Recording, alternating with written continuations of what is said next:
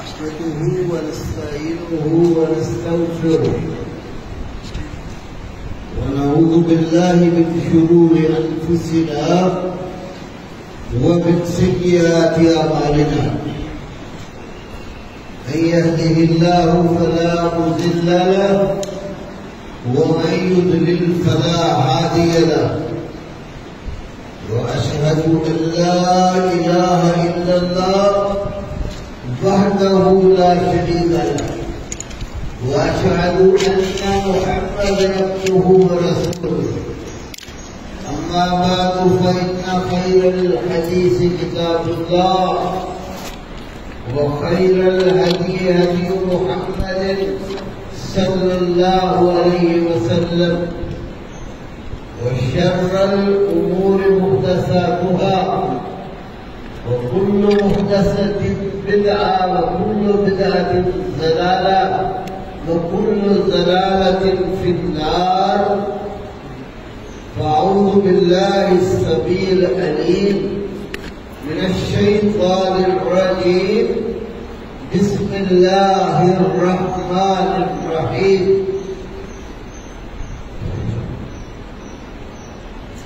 آج میں بالخصوص اس وقت آپ کو نظر آ رہا ہوں.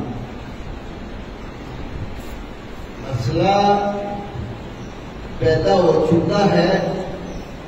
میرا دل نہیں تھا کہ میں کوئی ایسی بات کرتا جس سے آپس میں کوئی لڑائی جھگڑا ہوگا، لیکن کچھ ایسے لوگ جو شرارتی قسم کے ہیں اور جن کا اس محفل میں بنانے میں ذرا بھی ہاتھ نہیں ہے.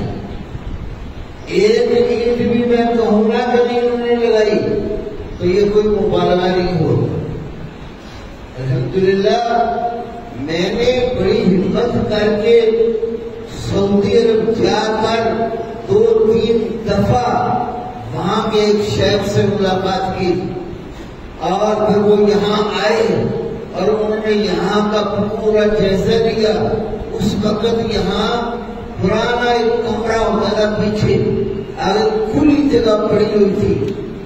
تو میں نے ان کو یہ دکھایا اور ان کو سارا بتایا کہ 4 کنال یہ جگہ ہے، اور کیونکہ مجھے بیماری نے نشاندہی 4 کنال کی کر دی ہوئی تھی، تو میں یہ اس جگہ پر ایک مرکز بنانا چاہتا ہوں، تعلیم و تعلم کا، بچیوں کا، بچوں کا.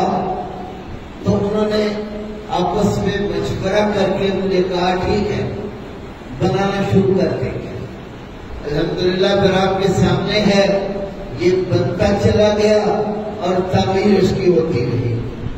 بس ہمارے مستروں کی غلطی کی وجہ سے کام تھوڑا سا لیٹ ہو گیا. لیٹ نہ ہوتا تو وہ جو پیچھے والا تھوڑا سا حصہ ہے اور مینارے کا وہ بھی مکمل ہو جاتا. لیکن پھر بھی ان کا بہت شکریہ ہے کہ ہمیں اتنی عبادت گاہ جو ہے وہ تعمیر کر دی ہے. ہم یہاں آسانی کے ساتھ جمعہ پڑھ سکتے ہیں، نمازیں پڑھ سکتے ہیں، درس و تدریس کا نظام قائم کر سکتے ہیں. وہ کبھی کبھی ہوتا ہے چھت کے اوپر وہ لوگ زیادہ ہوں تو یہ ہمارے پاس پڑا.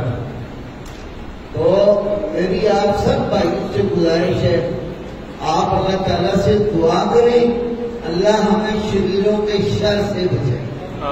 جو لوگ مرکز کو آباد کرنے کی بجائے اجاڑنے کی کوشش کرتے ہیں، اللہ تعالیٰ ہمیں ان کا مقابلہ کرنے کی توفیق دے. اگر وہ باز نہیں آتے، اگر وہ باز آ جاتے ہیں اور اپنے اپنے کام کریں، ہمیں ان سے کیا لگے تھے. ہم نماز پڑھے چپ کر کے، جمعے کی نماز پڑھے، اور بچے ہمارے یہاں اب 3 کلاسیں ہو چکی ہیں.